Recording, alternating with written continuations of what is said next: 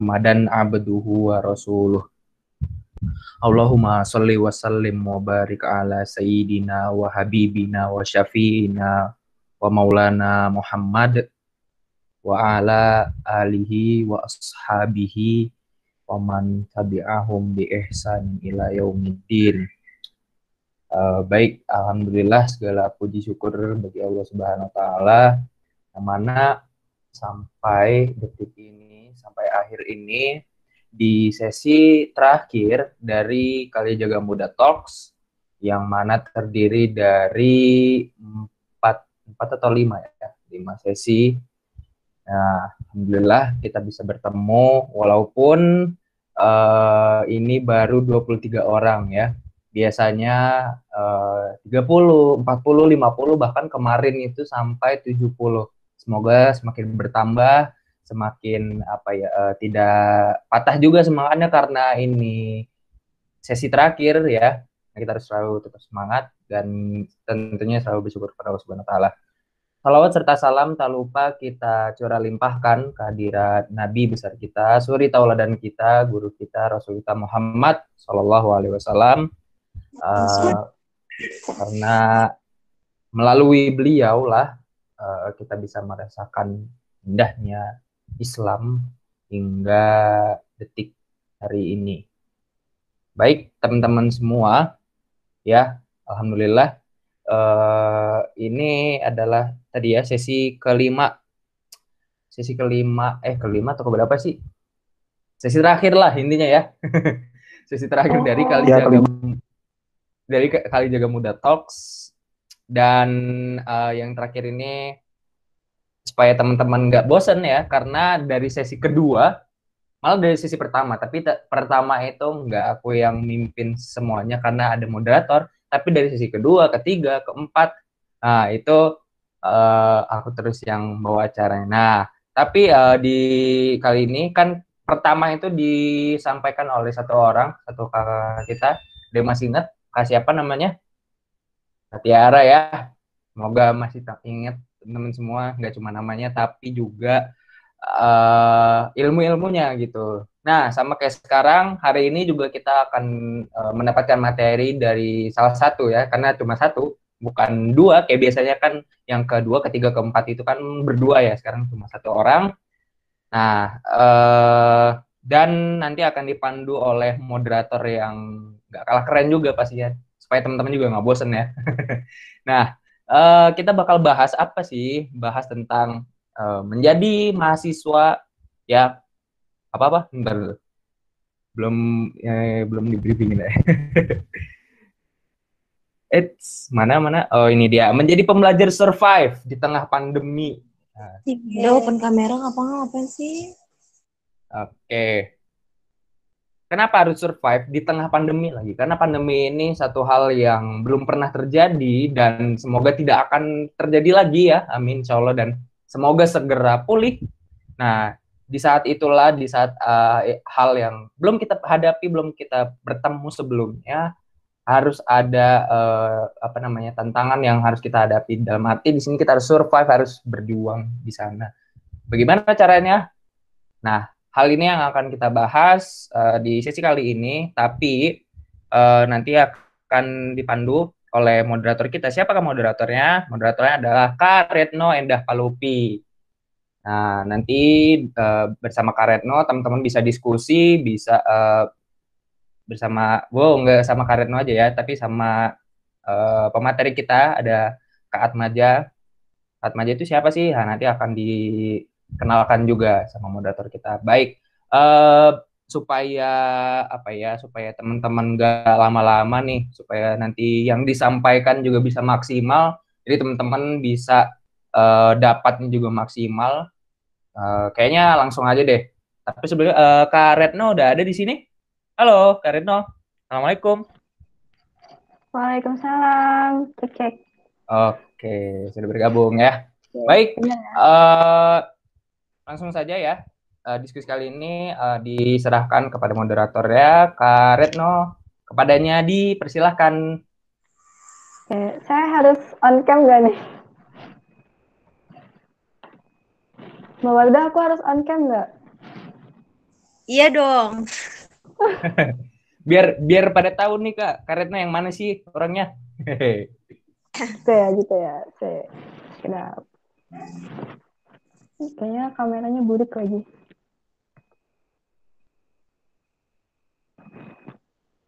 Nah, nih. Udah ya?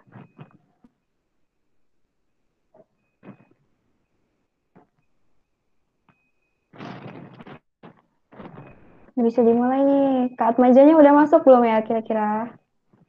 Kak Atma, ini belum bisa dihubungin. Kok aku bingung ya pakai laptop?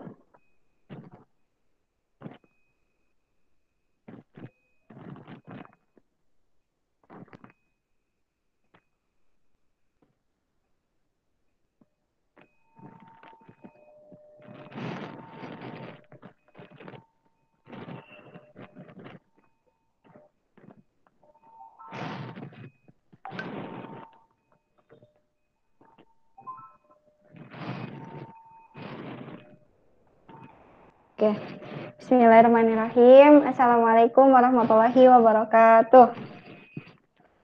Waalaikumsalam warahmatullahi wabarakatuh. Oke, ini jadi grogi juga sih. Teman-teman, salam kenal semuanya. Perkenalkan, saya Retno Endah Palupi. Perkenalan dulu lah ya. Kayaknya dari kemarin saya juga jarang ikut sih. Oke, saya mahasiswi UIN Sunan Kalijaga angkatan 2018. Tepatnya Prodi PIAUD. Apa ya? Apa lagi nih? Perlu kenalan nggak sih? Udah kali ya cukup segitu. Jadi hari ini saya nggak tahu kenapa kok diminta gitu ya untuk jadi moderator gitu. Padahal saya juga nggak tahu sih. Oke, jadi sore hari ini pembahasannya tentang topik terakhir, menjadi pembelajar survive di tengah pandemi gitu. Udah sekitar 7 bulan, 8 bulanan ya kita belajar kayak ya udah gitu kan, kuliah online daring gitu kan. Yang dirasakan ya gimana sih, pasti kalau saya sih curhat nih. Kalau saya ngerasainnya pasti banyak magernya gitu, apalagi di rumah zona nyaman banget kayak gitu kan. Nah, di sini Kalijaga Muda ini salah satunya untuk memfasilitasi kita biar kita tuh nggak terlalu nyaman banget gitu di zona ini gitu. Nah, salah satunya di topik terakhir. Sebenarnya ini bukan topik terakhir, tadinya topik keempat ya, tapi nggak tahu kenapa karena pemateri kita ini luar biasa gitu kan. Jadi tiba-tiba dia ngasih tahu kalau Satno kita terakhir ya jadinya di bagian akhir gitu. Ya udahlah, kan saya kan nurut aja gitu. Kurang lebih begitu. Nah, di materi kali ini tentang menjadi pembelajar survive di tengah pandemi. Saya juga nggak bisa nyampein banyak-banyak gitu ya. Jadi kita langsung aja ke pemateri kita yang udah kita tahu di selebarannya kan, Kak Atmaja Wijaya. Kak Atmaja udah ada belum? Cek. Masa dikenalin orangnya nggak ada sih? Kak Atmaja belum ada ya?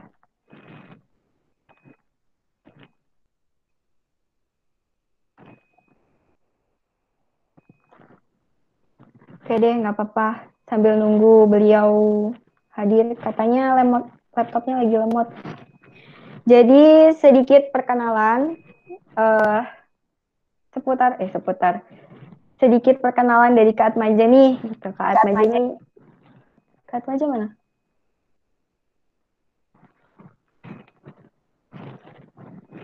Jadi siapa sih Kak Atmaja ini gitu kan? Apa sih dan prestasinya ini? Wah, saya lihat apa namanya? CV-nya juga luar biasa gitu.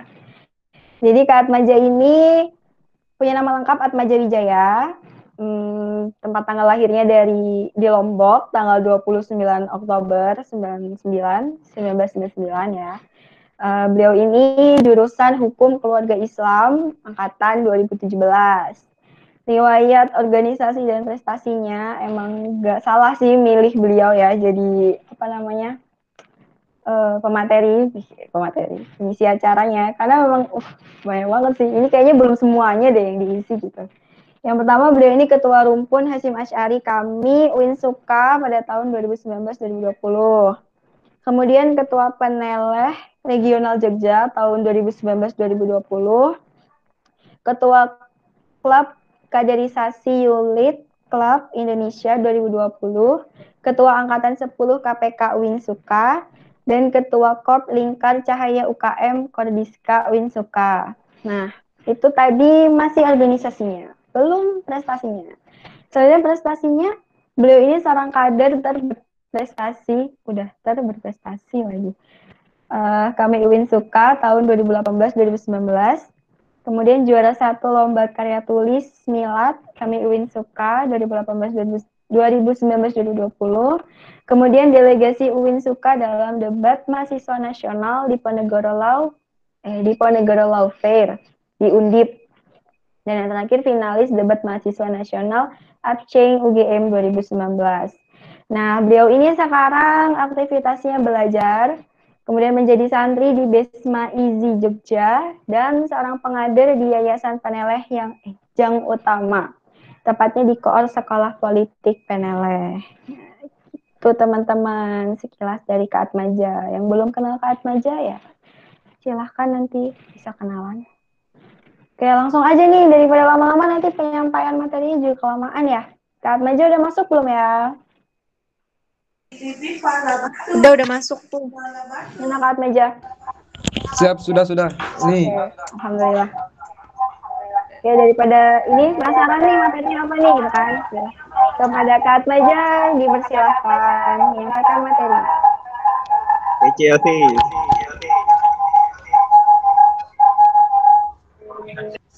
Ini cara membagikan apa PPT gimana ini? Bagikan layar ini ya?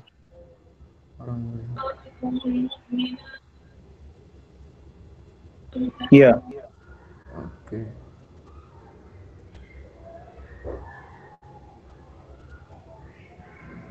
Terus mana nih? Aduh. Itu udah ke present, Joy. Kamu tinggal cari. Langsung buka berarti? Iya, langsung buka.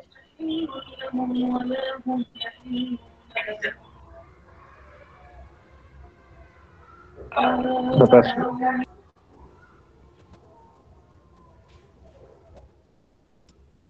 Udah kelihatan ini PPT-nya? Belum kelihatan. Coba pakai WPS. Aduh.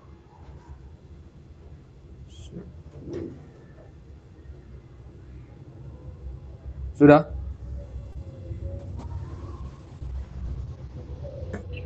Halo, tes? Belum. Diklik putar coba. Putar. Sudah. Sip. Mantap. Oke teman-teman, tuh saya nyalakan kamera dulu. Bismillah.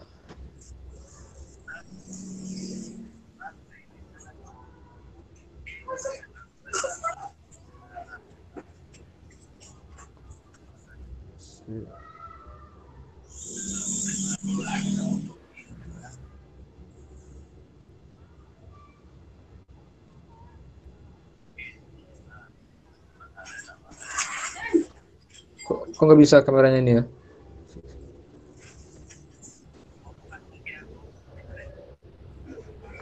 Kelihatan nggak nih?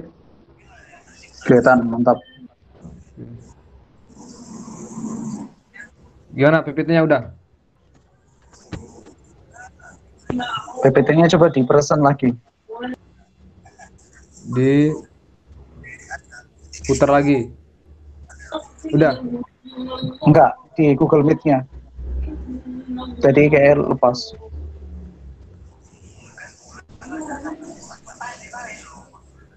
Bagikan.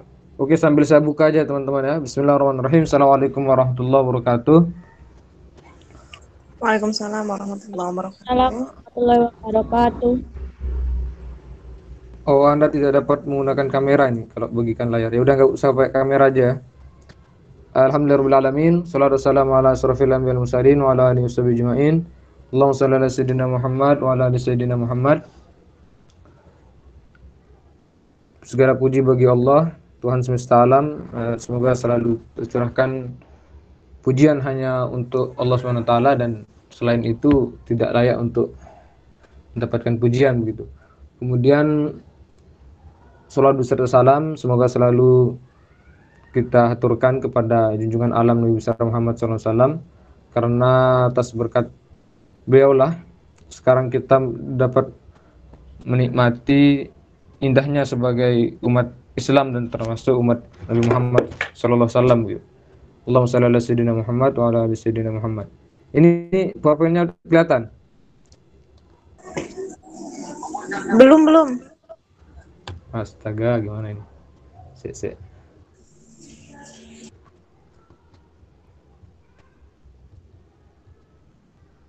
Atau saya lewat sini aja? Ini laptopnya bisa kayaknya.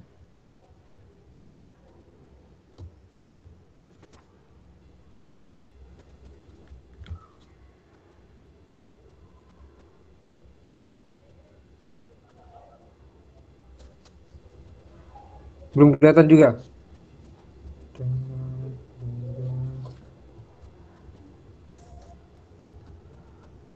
Belum. Mulai berbagi. Nah, coba pilih itu ke PPT-nya.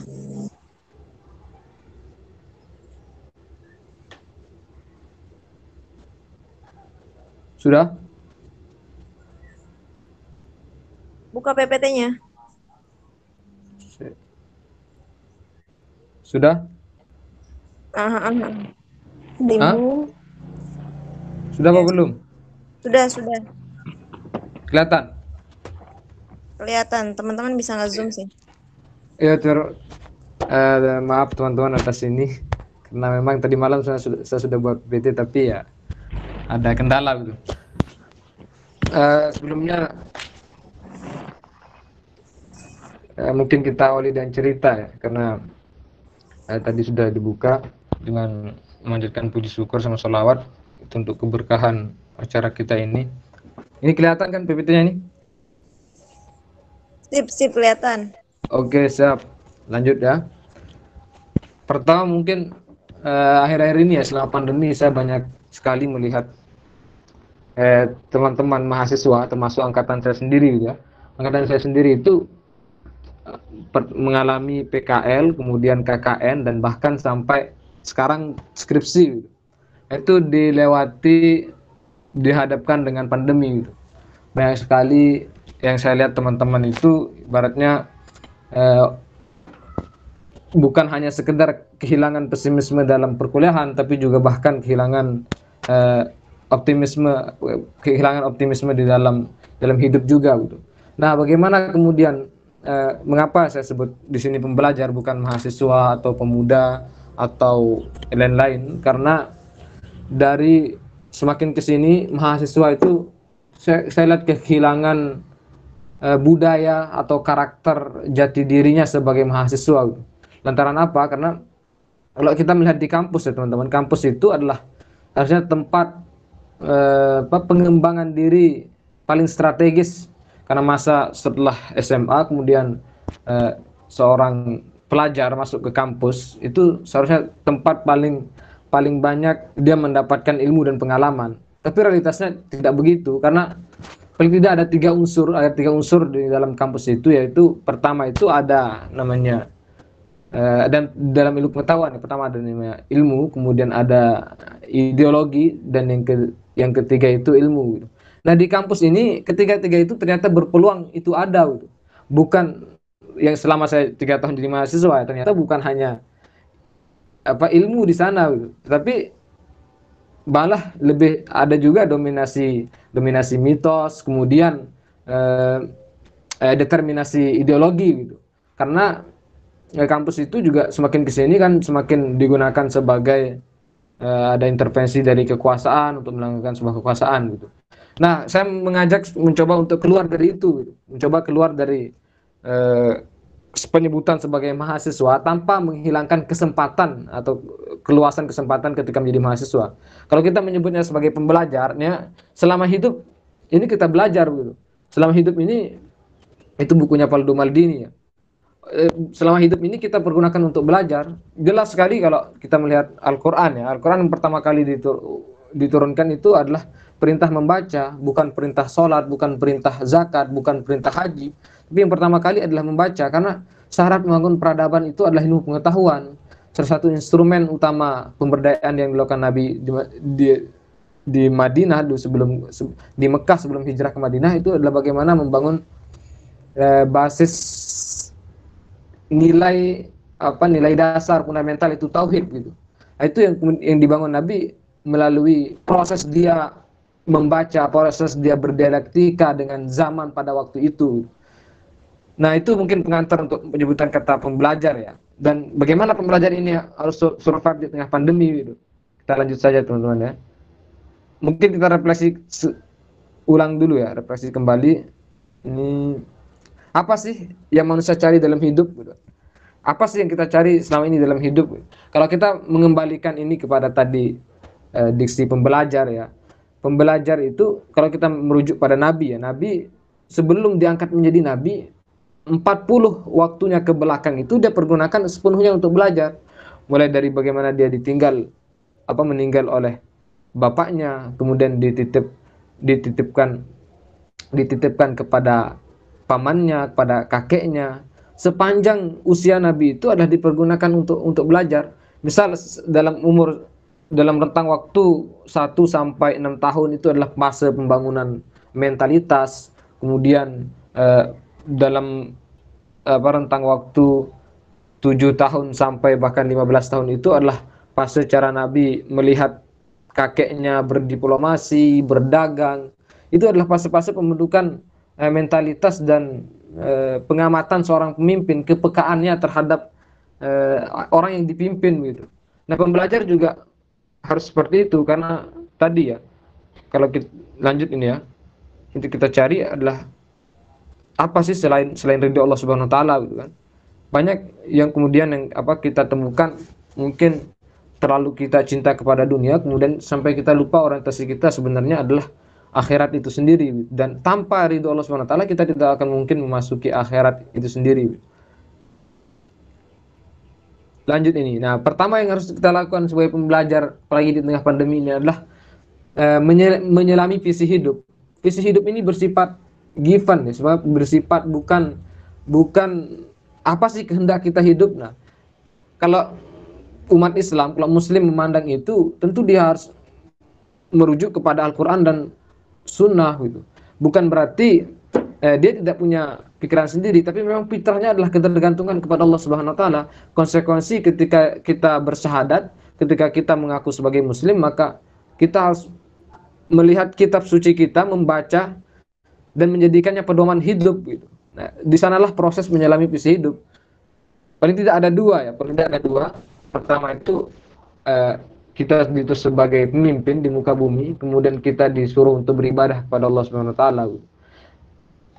Nah, paling tidak ada dua ini, tapi cara kita merumuskan ini ke dalam keseharian kita itu seperti apa?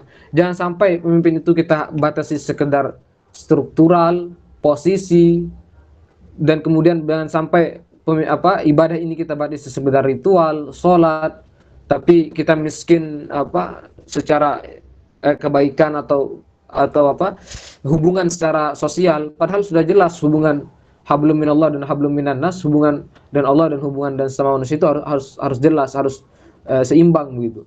Kalau hubungan kita dengan manusia tidak baik, tidak mungkin Allah SWT akan menerima kita sebagai hambanya. Kalau hubungan kita kepada Allah belum selesai atau kurang baik juga, sulit untuk kita berhubungan dan sama manusia sesuai dengan fitrah cara kita bersosial gitu. Nah, setelah kita tahu bahwa dua ayat ini paling tidak untuk menyelami visi hidup kita, di sanalah kita menemukan bahwa ternyata visi hidup saya ini adalah sudah ada dalam Al-Quran, tinggal bagaimana saya merumuskannya di dalam ruang dan waktu tempat saya hidup sekarang gitu. Tentu berbeda dan setiap zaman ya, ruang dan waktu Nabi dahulu dan ruang dan waktu kita sekarang, bahkan ruang dan waktu kita 20 tahun yang akan datang, 30 tahun yang akan datang gitu. Setelah itu baru kita masuk pada menulis konsep diri. Nah, ini penting sekali karena saya melihat ketika datangnya pandemi ini, banyak kita rata-rata ya manusia globalisasi yang 20 tahun sebelum ini globalisasi datang besar-besaran itu diperkuat oleh ini sejarah lahirnya kami juga, diperkuat oleh satu sistem politik masuk kepada masa Orde Baru, dan itu menggunakan kita masuk pada masa Orde Baru dan kita mengalami transisi demokrasi yang langsung melompat kepada demokrasi liberal. Bahkan sekarang demokrasi liberal yang itu dikuasai oleh para kapitalis gitu. Nah, kemudian menulis konsep diri ini penting karena jangan sampai diri kita ini terombang-ambing, tidak karuan gitu kan. Apa perangkat-perangkat menulis konsep diri? Tentu adalah masa lalu, masa kini, dan kemudian pembacaan kita terhadap masa depan. Yang paling berpengaruh adalah masa lalu. Kita melihat, merefleksikan perjalanan hidup kita, masa kecil kita tentu harus menanyakan nenek moyang kita itu seperti apa, bahkan sampai menanyakan kepada orang tua kita, masa kecil saya dulu kayak gimana Bu, Pak gitu. Nah, itu juga penting sebagai pembelajar, itu penting sekali gitu, menyusun konsep diri, merancang konsep diri ini gitu. Kalau sudah sampai menulis, nah itu sudah ada terlihat hasil dari merancang konsep diri tersebut gitu. Nah, konsep diri ini kalau dalam Islam tentu dia tidak boleh terpisahkan dari fitrah awal tadi ya, visi hidupnya, bahwa hidupnya ini adalah ada hak Tuhan di sana, ada hak agama di sana, ada hak peradaban di sana. Karena esensi Islam ini kan datang ke muka bumi bukan sekedar untuk menjadikan sebagai perintah tadi, perintah sosial, perintah spiritual, perintah ibadah mahdoh, tapi juga ada mandat untuk mengelola bumi di sana. Makanya kalau kita melihat orang-orang pragmatis, bahkan sampai oportunis sekalipun ya, tentu dia mengeluarkan visi hidupnya dari visi hidup holistik, cara pandang Islam tadi, bahwa kita dituntut, ternyata diri saya ini bukan untuk memperkaya diri saya, perjuangan saya ini, pembelajaran saya ini bukan untuk menjadikan saya orang yang terhormat, bukan untuk menjadikan saya orang pintar, bukan untuk sekedar menjadikan saya meningkatkan naik kelas derajat hidup saya, tetapi semata-mata hanya untuk Islam. Kalau di dalam credo kami itu kan ada ya, kami memandang hidup ini adalah tempat untuk belajar dan hanya dipersembahkan untuk Islam gitu. Nah, sebenarnya di sanalah kita melihat bahwa ternyata tidak ada yang perlu dibanggakan dalam diri kita ini. Segala apa kontribusi yang akan kita lakukan ke depan adalah semata-mata hanya untuk Islam gitu. Kalau kita sederhanakan, proses pembelajaran kita bukan menjadikan diri kita menjadi sesuatu, tapi bagaimana agar Islam, agar agama Islam ini, agar peradaban ini menjadi sesuatu yang betul-betul sesuai cita-citanya gitu. Islam rahmatan lil alamin. Nah, kemudian bagaimana cara kita melihat setelah menulis konsep diri, bagaimana cara kita beradaptasi dengan awal pandemi ini, atau bukan hanya pandemi sih, sebelum pandemi juga ini relevan gitu. Manajemen diri gitu. Nah, kalau kita tadi sudah mengenal konsep diri, dalam istilah Arabnya tadi ada mengatakan bahwa man arafa nafsahu faqad arafa rabbahu, barang siapa yang tidak mengenali dirinya maka dia tidak akan mengenal Tuhannya gitu. Proses pengenalan diri kita ini adalah suatu hal yang penting ketika kita masuk pada akhil balik ya, karena sudah masuk akhil balik, kita harus bisa mandiri di sana, kita harus bisa baik mandiri secara pemikiran maupun secara aktualisasi diri gitu. Nah, masuk pada manajemen diri ini paling tidak kita membaginya menjadi dua, energi dan waktu. Dan kedua-duanya ini adalah dimiliki oleh kita sebagai anak muda, sebagai pembelajar, ketika fase sekarang sebagai anak muda ini adalah fase di mana energi dan waktu itu bertemu sekaligus gitu. Makanya kita disuruh diingatkan di dalam Al-Qur'an itu Allah Subhanahu wa taala bersumpah demi waktu, wal 'asr innal insana lafi khusr, bahwa manusia itu di dalam kerugian kecuali bagi illal ladzina amanu, orang-orang yang beriman, wa 'amilus shalihat, orang-orang yang beramal soleh dan saling menasihati dalam kesabaran gitu. Nah, ini antara saking pentingnya waktu ini, apalagi masa muda adalah salah satu yang kelak di hari kiamat itu akan dipertanyakan, kita pergunakan untuk apa masa muda itu? Apakah kita pergunakan sepenuhnya untuk belajar, atau untuk berpoya-poya, atau untuk bermain-main gitu. Nah, kemudian energi ya, manajemen energi ini juga penting. Manajemen energi ini adalah banyak orang yang dalam satu waktu dia hanya mampu melaksanakan menyelesaikan pekerjaan satu pekerjaan saja. Tapi ada juga orang yang dalam satu waktu dia menyelesaikan 10 pekerjaan. Ada juga orang yang dalam satu waktu dia tidak menyelesaikan pekerjaan sama sekali. Biasanya kalau kita masuk ada deadline itu bagaimanapun banyaknya tugas, kalau udah deadline pasti selesai. Itu mungkin mahasiswa. Nah, ini karakter pembelajar. Kalau karakter pembelajar tentu dia harus membagi 24 jam itu dia pergunakan tidurnya berapa jam, dia menghabiskan waktu untuk tidur itu berapa jam, dia menghabiskan waktu untuk bermain refreshing itu berapa jam, dia menghabiskan waktu untuk belajar itu berapa jam, dia menghabiskan waktu untuk lain-lain lah, untuk berolahraga itu berapa jam sekarang. Nah, ini nanti lebih lanjut saya akan jelaskan di akhir. Ini sebelum tunggu. Mana itu tadi?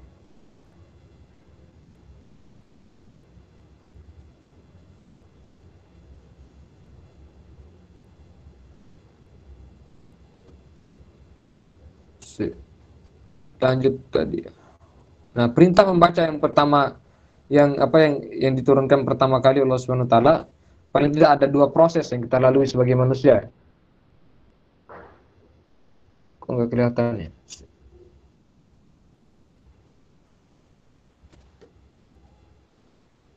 Pertama itu kelihatan nggak? Cek, ini jangan-jangan saya ngomong pada sepi. Ya, oke, lanjut ya. Pertama itu ada proses berpikir. Berpikir itu maksudnya di sini adalah ketika kita mengalami suatu ilmu pengetahuan yang itu adalah hasil dari pengalaman pribadi. Nah, di sanalah adanya proses berpikir. Membaca itu sebenarnya adalah satu langkah awal adanya kegiatan berpikir. Kalau sekedar membaca tidak ada berpikir itu tidak ada artinya. Nah, ini di membaca itu adalah harus ada proses kegiatan berpikir tadi. Pertama itu ini adalah proses, ada 4 proses ini disebutkan dalam Al-Qur'an. Hai orang-orang yang berpikir. Ini adalah orang-orang yang berpikir itu adalah orang yang mengalami tadi proses internalisasi ataupun proses dialektika antara apa yang dia lihat, apa yang dia dengar. Paling tidak pertama dari membaca ya. Ini membaca bukan hanya sekedar tekstual saja, tapi juga konteks. Kalau kita melihat Nabi dulu ya, ketika diturunkan diperintahkan turun malaikat Jibril karena bawa Iqra, Nabi balik bertanya, bukan langsung membaca, tapi Nabi balik bertanya, ma'ana biqari, kata Nabi. Apa yang akan saya baca? Itu adalah salah satu bahwa kita tidak boleh langsung kita diperintah, kita langsung laksanakan, tapi kita uji dulu pertanyaan dan perintah itu. Paling tidak muatan nilainya ada di sana. Nabi Qori sampai Nabi mengatakan 3 kali bahwa apa yang harus saya baca, barulah dilanjutkan oleh Jibril, dituntun oleh Jibril. Iqra bismi rabbikal ladzi khalaq, bacalah dengan menyebut nama Tuhanmu. Nah, dalam proses sebelum itu Islam sudah bertauhid sejak mulai sebelum dia belajar. Jadi kalau cara pandang ini berpengaruh dalam worldview, paradigma antara muslim dan muslim. Itu berpengaruh sekali dalam bagaimana ilmu pengetahuan itu lahir gitu. Ada nanti sekuler, ada liberal nanti itu adalah bagaimana ilmu pengetahuan itu lahir mulai dari basis awal itu ontologi gitu. Nah, kemudian tahap kedua ini adalah mana ini? Setelah berpikir,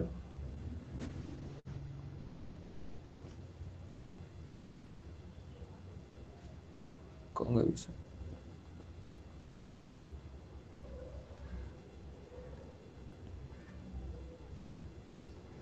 Aduh.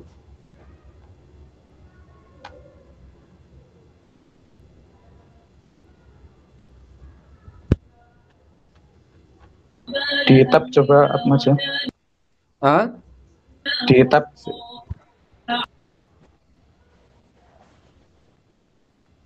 Tab. Oke. Kelihatan nggak?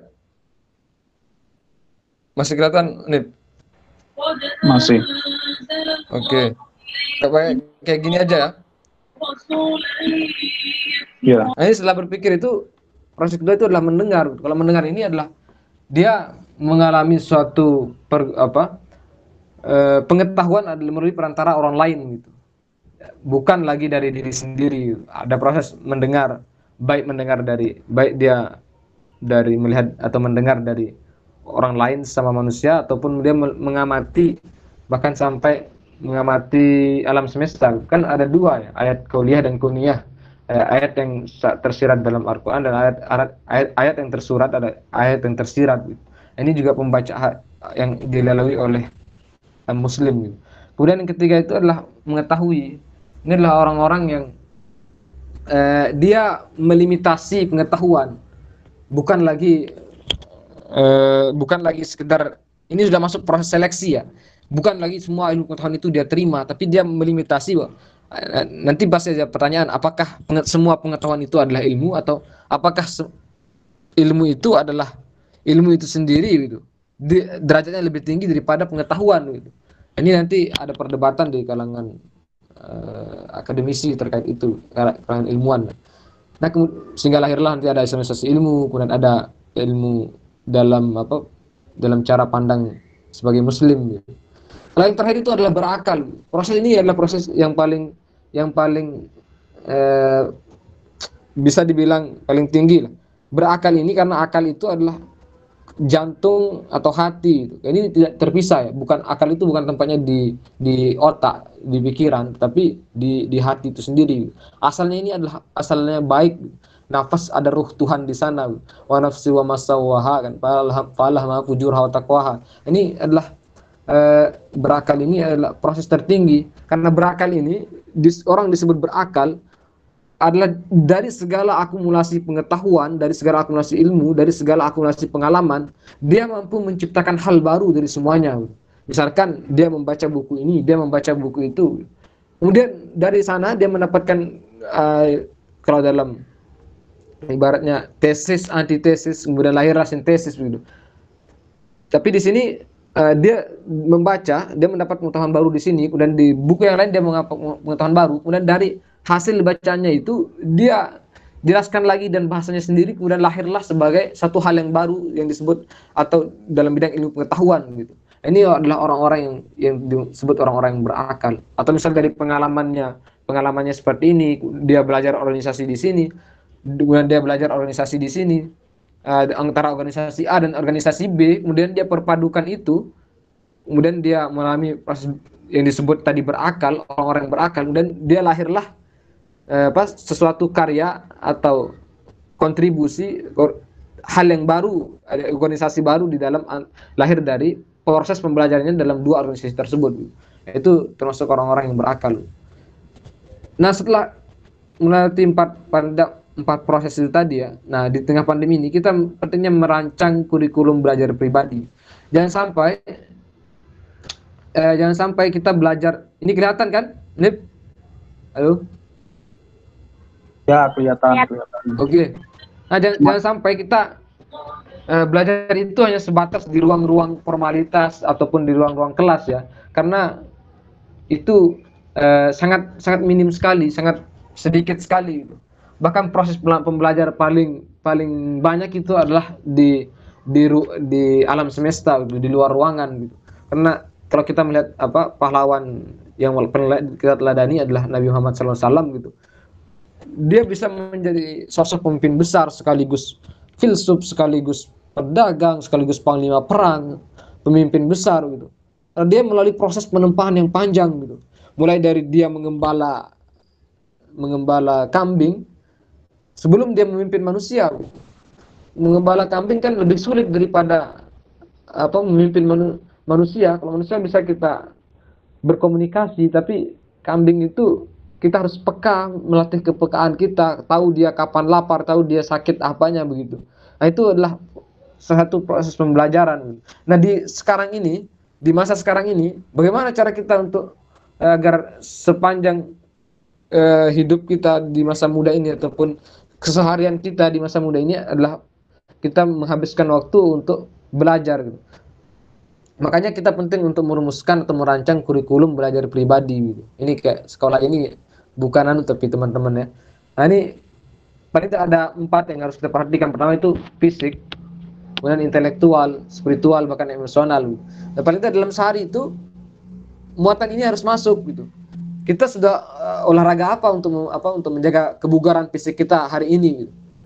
Atau paling 1 kali sepekan misalkan ada futsal, ada badminton, ada setiap weekend lari pagi. Nah, itu adalah harus masuk juga karena hak tubuh kita ini adalah hak kebugaran, haknya untuk tetap menjaga, tetap sehat, tetap bugar begitu. Kemudian intelektual ini adalah berapa banyak buku yang harus saya baca di dalam 1 bulan misalkan. Dalam 1 hari saya harus meluangkan waktu membaca beberapa jam gitu. Kalau saya biasanya pakai jam bukan pakai halaman, karena jam dan waktu dengan banyak membaca buku itu adalah 2 hal yang berbeda, karena biasanya tergantung tingkat kualitas buku sih. Kalau itu novel, kita bisa membaca 1 jam itu kita bisa membaca beratus halaman, berpuluh halaman, bahkan beratus halaman. Tapi kalau buku-bukunya itu adalah yang menghabiskan proses pemikiran yang cukup besar gitu. Nah, itu tentu menghabiskan waktu yang cukup banyak gitu. Makanya saya memakai durasi gitu. Ya 3 jam setiap hari atau bisa 4 jam setiap hari. Bahkan tokoh-tokoh besar itu kalau kita lihat Amin Rais itu di Chicago itu sepanjang harinya itu dihabiskan waktu untuk membaca. Syed Qutb itu 19 jam setiap hari. Belum lagi Hasan Albana, belum lagi tokoh-tokoh sekarang ya. Sekarang itu kebanyakan dia menghabiskan waktu untuk membaca. Nah, di samping itu juga harus ada budaya diskusi.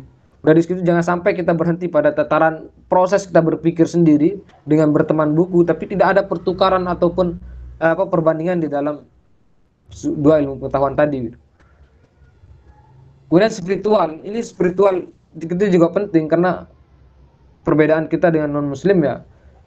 Mereka kehilangan ruh spiritual, sedangkan kita sebagai muslim juga harus menjaga itu yang kita punya, jalan kebenaran yang tidak bisa ditebak secara kasat mata, tidak bisa dilihat secara permukaan gitu. Spiritual itu adalah pengalaman paling mulia, paling spesial, paling antara seorang hamba dan Tuhannya. Ini tentu berbeda-beda antara setiap orang ya.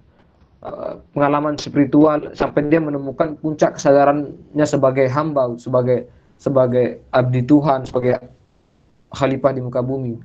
Kemudian yang keempat itu adalah emosional. Ini tadi spiritual itu bisa dibagi berapa, misalnya sehari itu kita masurotan setiap hari ataupun baca Al-Quran berapa juz per hari dan lain-lain lah. Zikir kita sehari itu berapa ribu gitu. Kemudian masuk indikator atau unsur keempat itu emosional. Emosional ini juga penting. Kadang kita melihat terlalu fokus pada intelektual, fisik, sampai kita lupa bagaimana cara mengelola emosional kita. Ketika kita dapat tekanan sedikit, kita sudah mudah ngambek, mudah marah, dan lain sebagainya. Ini juga penting untuk menjadi seorang pembelajar, bagaimana mengelola tingkat emosional moodnya, termasuk dalam belajar, termasuk dalam dia mampu mencari keluar dari zona nyamannya, dia mampu keluar dari zona nyamannya untuk bertarung dengan dunia luar, karena di sana penempaan dia melatih keteguhan prinsip yang dia bawa sebagai pembelajar. Apakah dia adalah orang yang terbawa arus atau apakah dia adalah orang yang mampu menciptakan arus begitu. Nah, ini waktunya berapa menit ya? Kayaknya udah lumayan lama ya. Ini mungkin terakhir. Cek, iya, Kak Atmaja. Oke. Dipercepat ya. Nah, ini terakhir ini. Ilmu itu ada 3 tahapan kata Umar bin Khattab. Jika seorang memasuki tahap pertama, maka dia akan sombong. Jika dia memasuki tahap kedua, maka dia akan rendah hati. Jika dia memasuki tahap ketiga, maka dia akan merasa bahwa dirinya tidak ada apa-apanya. Nah, ini kata Umar bin Khattab gitu. Karena mungkin proses awal kita belajar, kita tersesat di dunia ilmu, lantaran di awal kita sudah salah niat, kemudian kita dirasuki oleh rasa yang sombong tadi. Karena ini banyak sekali yang saya temukan teman-teman, dari dosen yang melakukan hijrah intelektual. Dari sebelumnya dia adalah konsumsi muatan ilmu barat, kemudian dia hijrah karena dia tidak merasakan kenyamanan ruhiyah di sana. Jika dia hijrah, kemudian seperti contoh ya, sekarang ada ilmu sosial profetik yang itu adalah perumusan bagaimana paradigma ilmu sosial di dunia sosial.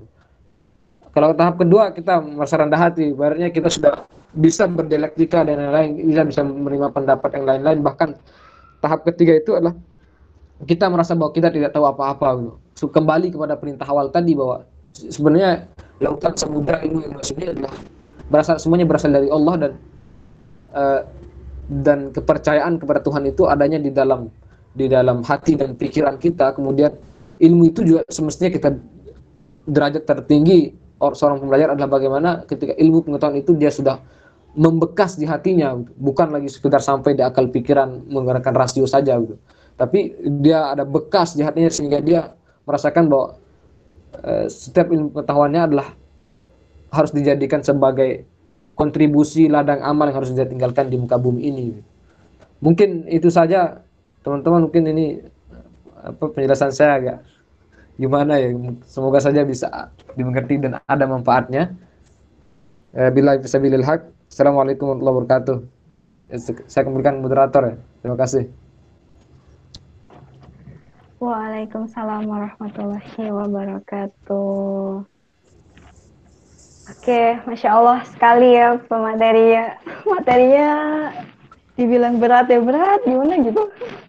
Tapi ya semoga kita ngerti lah, seenggaknya ada lah yang pahami gitu ya. Oke. Jadi sedikit nih saya ulas kembali nih ya. Jadi kayak tadi kan diawalinya dengan cerita gitu ya. Ini suara saya masuk kan ya? Tolong dong ada yang ngomong. Masuk kan? Masuk. Oke. Jadi kayak dari awal nih Kak Atmaja kan bilangnya tadi diawali dengan cerita gitu kan. Jadi kenapa nih kok pakai kata-kata pembelajar, nggak pakai mahasiswa aja gitu. Ternyata saya kalau nyimpulinnya kenapa nama IG-nya Kak Atmaja terus jejak sama pembelajar, kayaknya ada sangkut pautnya dengan ini gitu ya. Mungkin.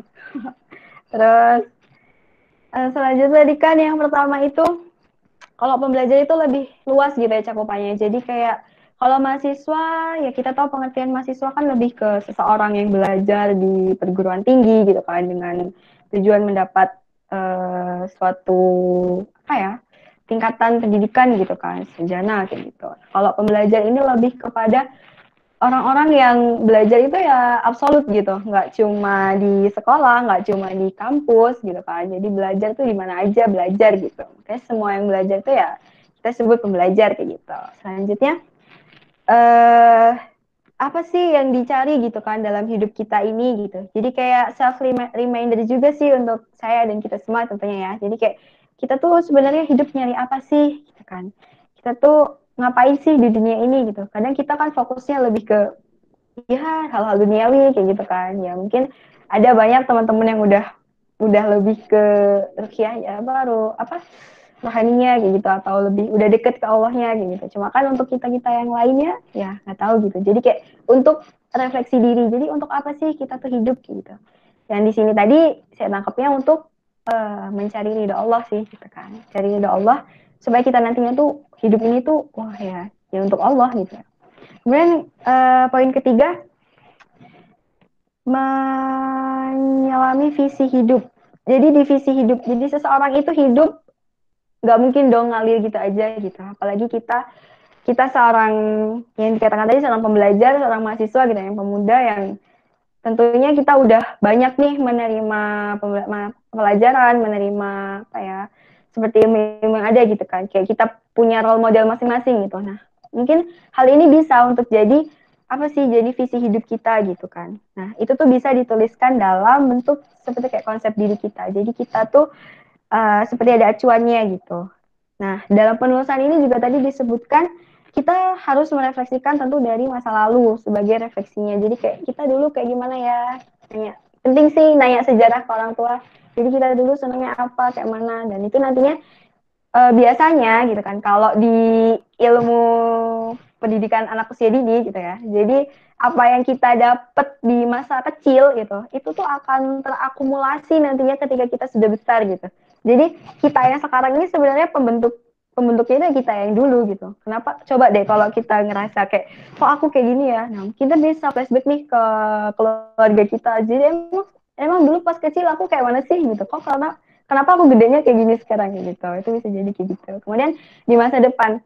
Nah, untuk masa kini ini gimana caranya supaya kita tuh di masa depan kita tuh bisa lebih baik gitu kan. Jadi konsep diri ini ada untuk bagaimana kita bisa gitu ya menjadi diri kita yang lebih baik dari sekarang kayak gitu. Poin selanjutnya manajemen diri nih. Saya rasa mahasiswa-mahasiswa manajemen dirinya, apalagi ya ikut organisasi, ikut banyak kegiatan tuh luar biasa ya udah pasti udah biasa lah untuk memanage dirinya, memanage waktunya gitu kan, energinya gitu untuk bagaimana waktu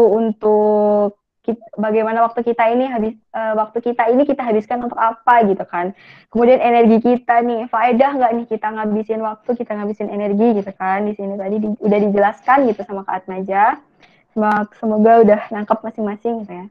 Kemudian yang terakhir tadi ada merancang kurikulum belajar pribadi. Jadi lebih ke bagaimana kita membuat pembagian dari masing-masing hak yang ada di diri kita gitu. Kayak tadi ada fisik, intelektual, spiritual, emosional.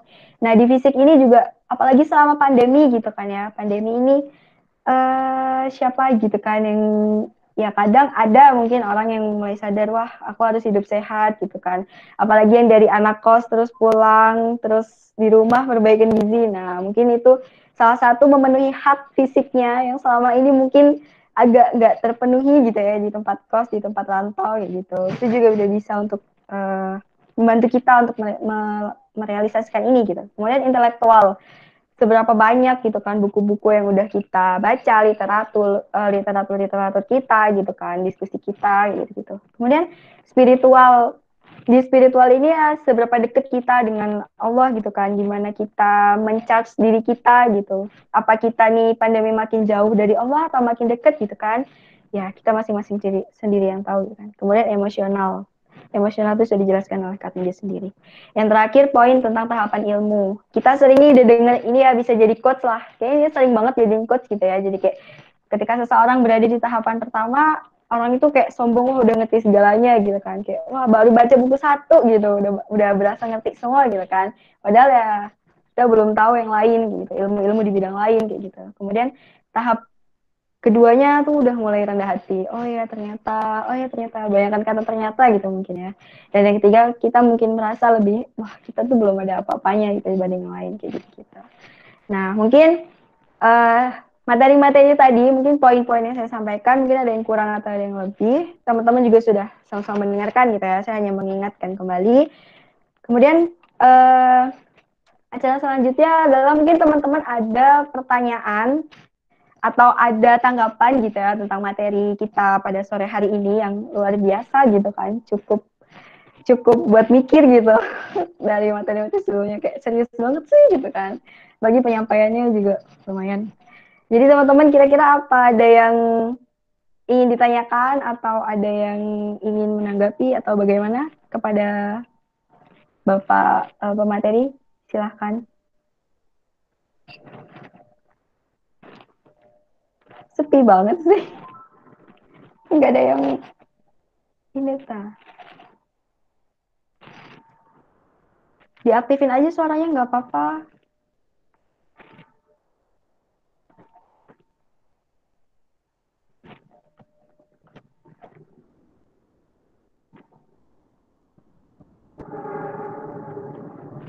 Oke teman-teman, ini ada orangnya nggak sih? Sepi banget. Ada orang. Sepi banget gak? 49 orang loh. Diem. 5 orang. Pokoknya saya setuju sama prinsip-prinsipnya Atmaja, itu aja. Insyaallah. Gak kedengeran Zen. Oh apa tadi? Gak kedengeran Bu. Nah. Iya, pokoknya saya ini Atmaja tuh jadi panutan saya gitu. Masya Allah Kak Atmaja. Monggo teman-teman yang ini kan kajiannya untuk mahasiswa baru. Nah, saya juga termasuk orang yang cukup, karena sudah masuk semester akhir juga cukup menyesal karena tidak menggunakan waktu yang baik di masa-masa masih masa baru. Nah, monggo teman-teman untuk mengawali itu, coba teman-teman berikan pertanyaan ataupun gagasan gitu. Ya, silahkan teman-teman. Gak cuma yang maba sih, yang maba juga silahkan. Tanya dong, tanya. Kalau nggak ada yang nanya, saya nih ngawalin nanya nih.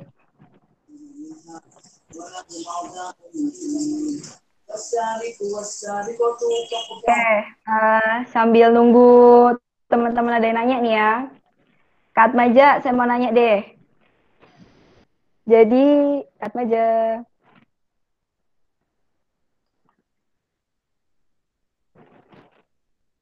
mana suaranya? Kak Maja, saya mau nanya, jadi gini, pas di manajemen diri ya. Saya kan juga termasuk maba nih, maba.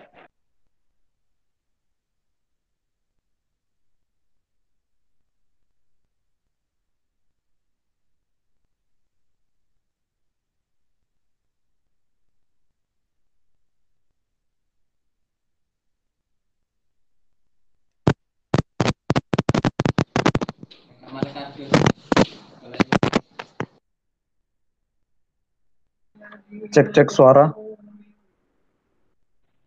Masuk, Mas, masuk. Oh, berarti emang ini.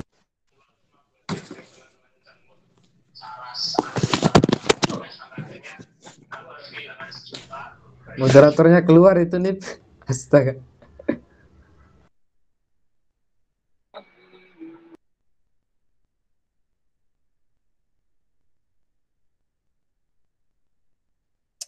Oke, daripada diem-diem aja ya, mungkin diambil alih sama MC dulu sebentar. Teman-teman, ini bener nggak ada yang mau nanya? Oh, ini ada yang mau bertanya nih ternyata. Dari Desi Fortuna. Izin bertanya, Kak.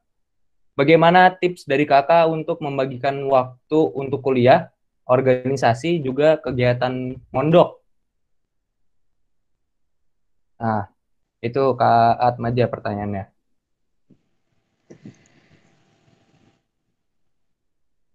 Ini langsung ditanggapi, Jit, atau gimana?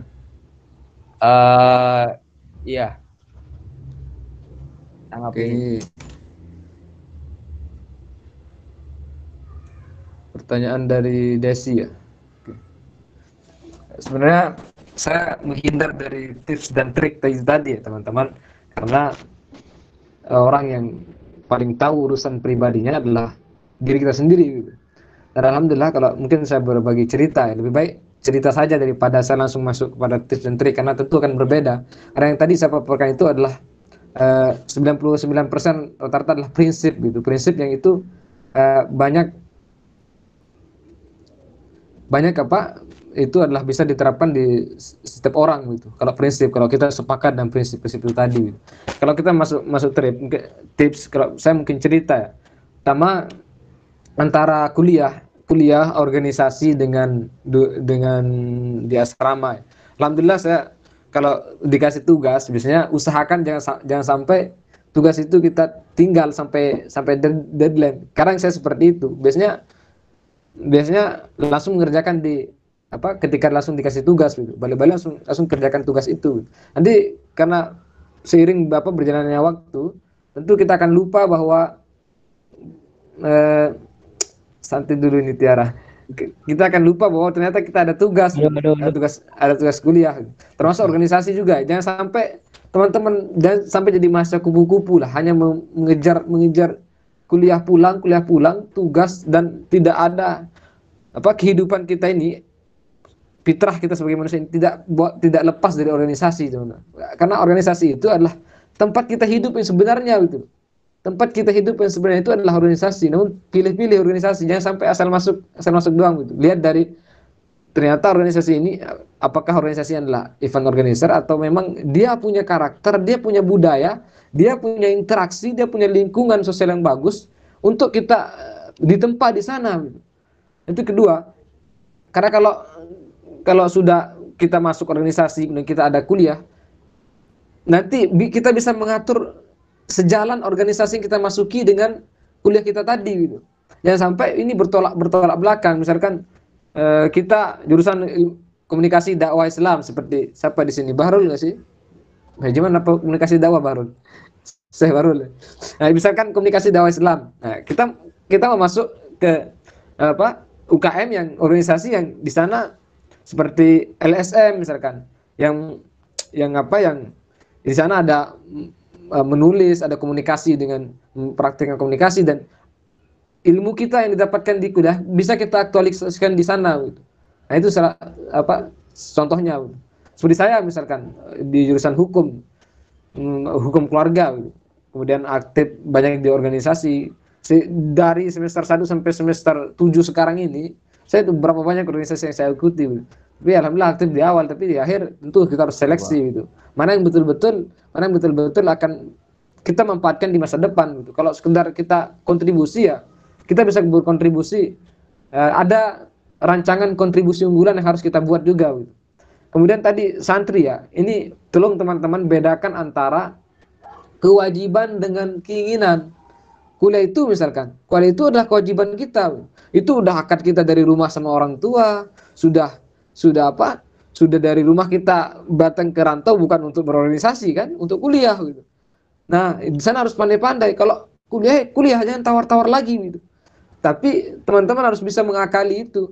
Kan di kuliah itu ada 4 dispensasi izin, ada 4 dispensasi izin, dan itu tetap 100 nilai persennya. Jujur saya selama kuliah setiap matkul itu selalu ada izin, selalu ada. Saya targetkan setiap semester itu ada keluar kota, karena saya perantau harus keliling Indonesia ini, berarti targetnya setiap semester itu harus keluar kota gitu. Dan di sana tentu kita harus menyelesaikan tugas kita lebih awal, atau mau memilih lebih awal atau lebih akhir kita banyak kesibukan di luar. Nah, itu pilihan dari kita sendiri. Mau menyelesaikan di awal tugas kita atau mau di akhir gitu. Biasanya saya selesaikan di awal, kemudian saya titip di teman gitu. Termasuk surat perizinan dan lain-lain seperti itu. Dan kedua di asrama ya, kalau teman-teman ada yang mondok dan lain-lain, itu juga kewajiban. Itu juga termasuk kewajiban. Jadi ada kewajiban antara kuliah, kemudian apalagi ketika organisasi ya, kalau sudah memegang amanah, itu juga sudah kewajiban. Jadi ada 3 kewajiban, ada kuliah, ada organisasi. Teman-teman harus bisa memilih mana yang paling teman-teman tepat dibutuhkan, atau teman-teman yang paling membutuhkan itu. Misalkan kuliah adalah teman yang paling membutuhkan kuliah, bukan kuliah yang butuh teman-teman gitu kan. Beda itu. Soalnya kuliah mana butuh orang-orang seperti kita ini, kampus nggak butuh kita. Berapa banyak mahasiswa baru atau orang yang lulus SMA itu berapa banyak yang nggak bernasib seperti kita gitu. Kesempatan yang langka itu sebagai mahasiswa. Makanya saya berat untuk lulus ini, karena kesempatan paling banyak itu adalah sebagai mahasiswa gitu. Tapi lebih tepatnya kita sebut sebagai pembelajar. Jangan sampai ketika selesai mahasiswa kita tidak lagi belajar gitu. Nah, itu paling tidak jawaban saya tadi dari Desi. Semoga tidak puas ya. Semoga tidak puas. Oke, baik. Ini Kak Retno ternyata sudah ada lagi. Monggo Kak Retno di ini. Iya, mohon maaf tiba-tiba keluar dia. Oke, terima kasih Mas Sajid. Terima kasih juga Kak Atmaja. Selanjutnya apa ada yang bertanya selanjutnya? Pertanyaan selanjutnya itu ada mungkin tadi dari siapa? Batur Kak. Ya, Batur, silakan. silakan Batur. Ya, Batur, Mas Batur. ke Kakak Atmaja, bagaimana sih Kak strategi manajemen diri dalam merealisasikan target dan planning yang telah disusun, dalam tanda kurung melaksanakan dengan kesadaran diri tersebut Kak?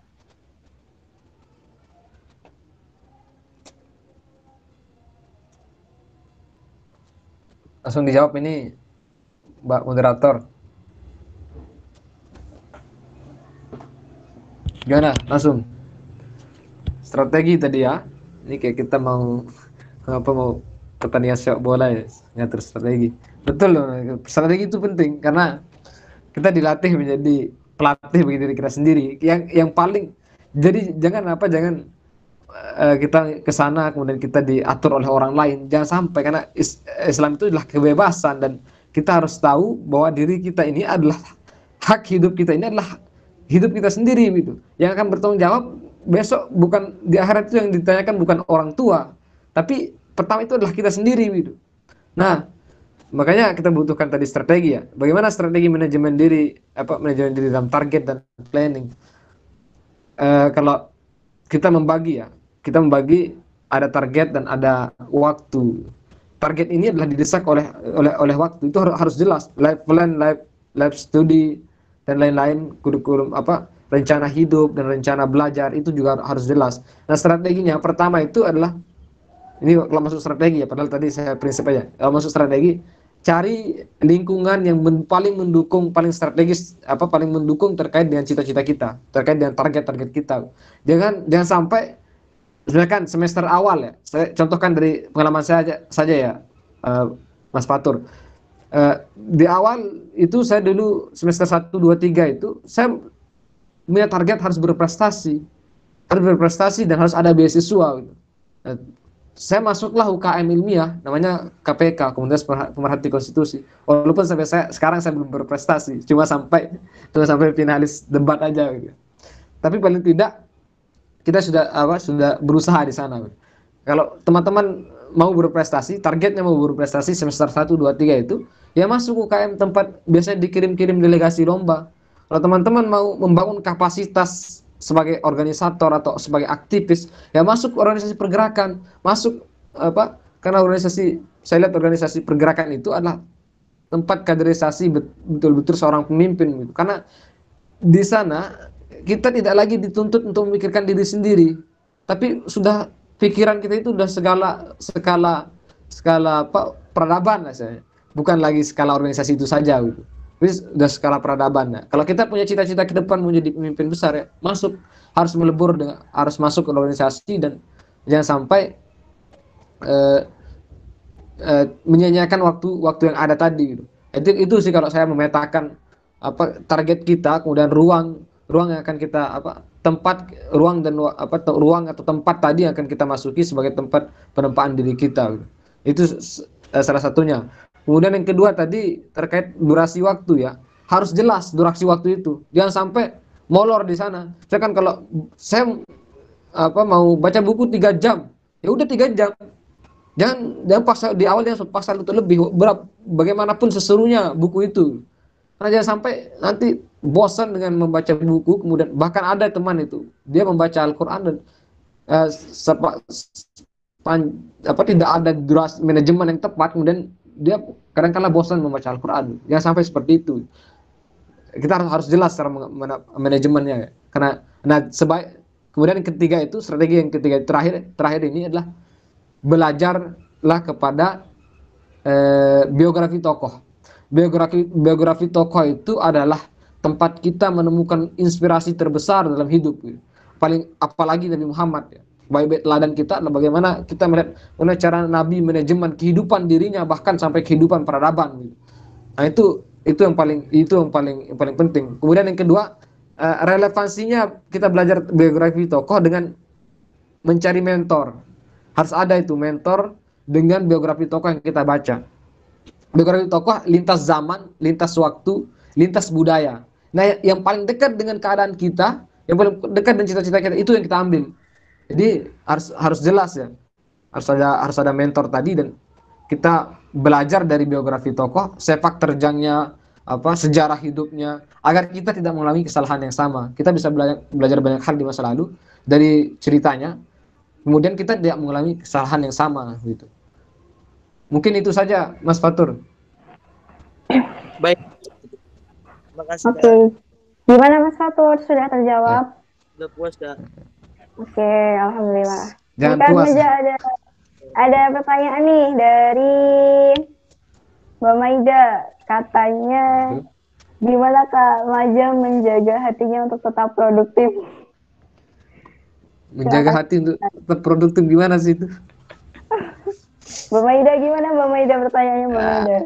3. Menjaga hati untuk tetap produktif. Ini urusan hati, urusan pribadi. Kan kalau ini karena pertanyaan ya, dan saya dituntut untuk menjawab. Menjaga hati itu adalah sumber ketenangan, sumber kebahagiaan, sumber inspirasi, dan yang kalau Nabi kan hadisnya hati itu adalah raja yang mengatur semua organ tubuh kita dari tangan, kaki, pikiran, itu adalah sumber awalnya adalah hati. Maka yang perlu kita rawat adalah nutrisi hati itu apa gitu. Mulai dari, kan kalau di istilah kita sendiri ya, lingkaran harokah kita ada istilah gazul fikr, perang pemikiran gitu. Jadi apa yang kita lihat, apa yang kita dengar, apa yang kita raba, apa yang kita cium, itu juga akan masuk dalam, kalau sudah masuk ke dalam hati kita, hati ini akan menjadi kan pertarungan baik dan buruk, benar dan salah. Kalau misalkan kita nontonnya ke pop, misalkan opa-opa Korea, tentu kita mau ngedance aja setiap hari gitu kan, sampai lebay-lebay. Tapi kalau tontonan kita adalah kisah-kisah para sahabat, kisah-kisah surah nabawiyah gitu, tentang itu, film-film yang bagus, yang menginspirasi, tentu kita ingin menjadi seperti itu.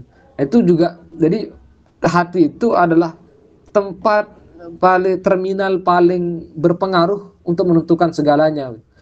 Dan kalau kita melihat Nabi ya, Nabi ketika diperintahkan membaca pertama kali tadi, berapa kali saya ulang ini, perintah pertama membaca, dia sampai rumah itu nggak tenang, makanya menyuruh Khadijah menyelimutinya. Jadi kalau sudah beristri, orang pasti akan, istri itu adalah selimut. Jadi kalau saya masih anak muda ya, inspirasi terbesar itu adalah ada pada sujud, ada sumber ketenangan hati itu adalah ada pada sujud kita dalam sholat gitu. Ya, sujud kita dalam sholat itu adalah penyerahan sepenuhnya kita kepada Allah Subhanahu Wa Taala gitu. Nah itu mungkin, mohon maaf saya ini muridnya beliau yang bertanya ini, mohon maaf. Jadi ceritanya Udah itu saja. Mama Ida ngetes atau gimana sih? Oke, itu luar biasa. Jadi hati itu terminalnya gitu ya Kak untuk semuanya. Oke. Selanjutnya tadi yang di kolom chat ada dari Mbak Tiara Kak. Gimana Kak Atmaja jaga murojaah Qur'annya gitu ya?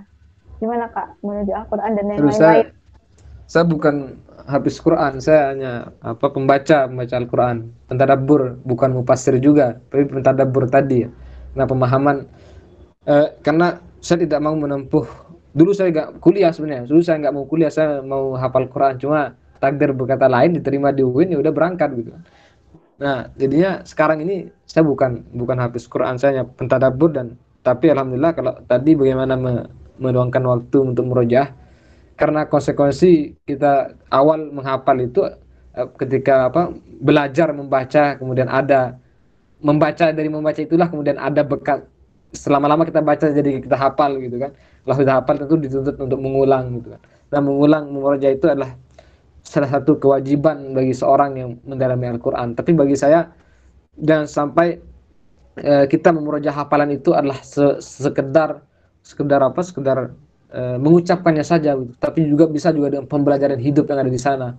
Misalkan ayat tentang musibah kemudian kita alami dalam kehidupan, itu adalah salah satu penghayatan, cara kita penghayatan nilai-nilai Al-Quran ke dalam kehidupan kita.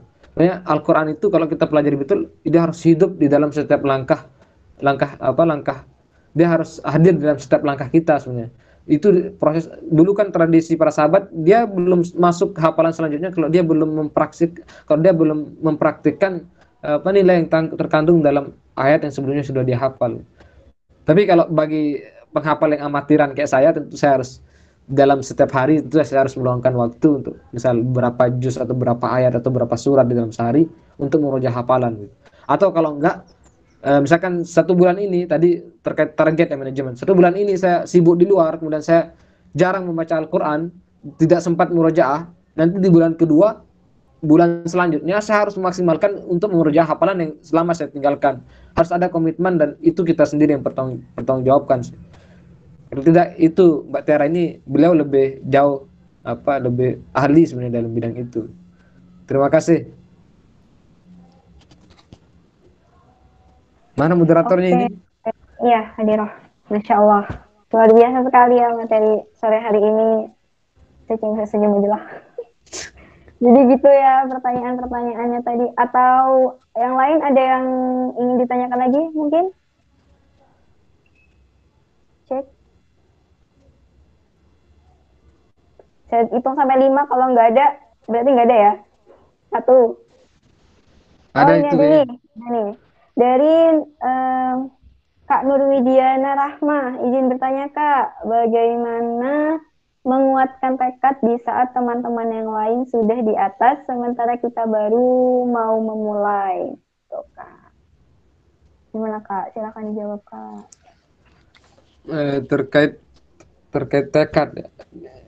Ini memang salah satu krisis terbesar kita sebagai anak muda dari dulu ya. Kita tidak punya mental perlawanan, tidak punya tekad yang besar. Padahal dahulu Soekarno, Cokro, kemudian Tan Malaka, tadi kalau dari perempuan ya, siapa namanya, Rahmah Elinisiah namanya itu, Kartini dan lain-lain itu, dia tidak mungkin bisa survive dengan zamannya kalau dia tidak kalau dia tidak punya tekad yang besar. Dia memandang dunia yang semakin semeraut, dan dia melihat tantangan yang besar. Tekad itulah kemudian yang membawa dia sampai kepada tahap bagaimana standar dengan orang yang dia inginkan gitu, standarisasinya. Contohnya seperti ini, misalkan jangan sampai insecure bahasa kerennya sekarang ya, insecure kemudian kita terlalu melihat ke langit sampai lupa dan kerikil kecil di bawah, padahal kita bisa kesandung, kita bisa terperosok dan kerikil kecil tersebut gitu. Tapi justru dan kita melihat, oh teman-teman saya sudah di atas, harusnya saya mengejar ketertinggalan gitu. Nah, kembali kepada tadi sih, waktu kita itu sama, dan bahkan kalau di asrama itu kita sering membuli, makanan kita sama, waktu kita sama, keseharian kita hampir sama gitu. Tapi kok kamu bisa hafal lebih banyak ayat daripada saya gitu.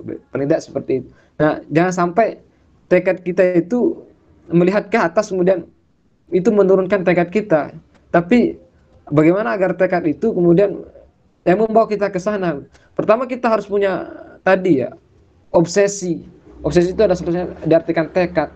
Tekad yang obsesi, ide, pikiran yang idealisme lah. Idealisme untuk sampai ke sana, dan perantara untuk sampai ke sana adalah energi.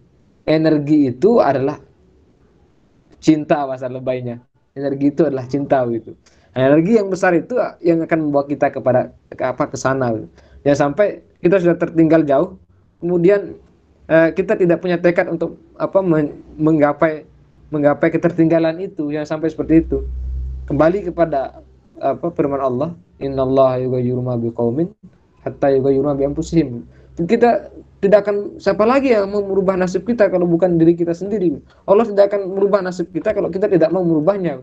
Nah, di sanalah harus punya tekad yang besar. Mungkin itu saja tadi, siapa yang bertanya. Dan terakhir ini, Pak Retno, kita harus punya tadi pertanyaan tadi itu, 17. kita harus punya kerendahan hati untuk untuk mau belajar dari orang lain. Jangan sampai karena orang sudah jauh kemudian kita gengsi untuk belajar. Jangan sampai seperti itu. Mental pembelajar itu adalah kerendahan hati untuk belajar. Kalau kita malu bertanya, bakal tersesat di belantara ilmu gitu. Jadi kita harus punya kerendahan hati untuk bertanya. Mungkin itu saja. Intinya jangan malu nanya aja.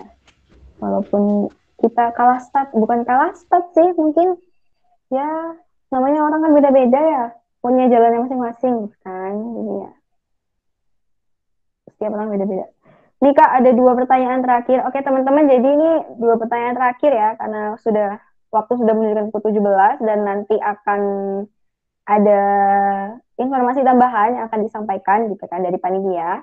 Jadi Kak Atmaja, pertanyaan 2 terakhir nih dari Mbak Wardah sama Kak Bahrul Ilmi. Silahkan Kak, dari Kak Wardah, gimana caranya komitmen pada diri sendiri? Misal nih, targetnya 2 jam baca, ternyata terdistrupsi HP dan lain-lain.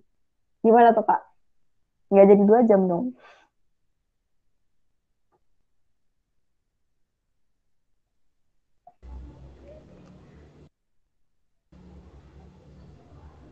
Apa tadi pertanyaannya? Gimana caranya komitmen pada diri sendiri? Misal target 2 jam baca terdistrupsi HP. Mirip sih sama yang terakhir juga, gimana caranya membangun karakter komitmen bersama. Komitmen bersama siapa? Komitmen bersama. Silakan Kak, kali bisa dua-duanya langsung dijawab gitu ya. Oke. Ini pertanyaan dari Mbak Wardah. komitmen pada diri sendiri ya.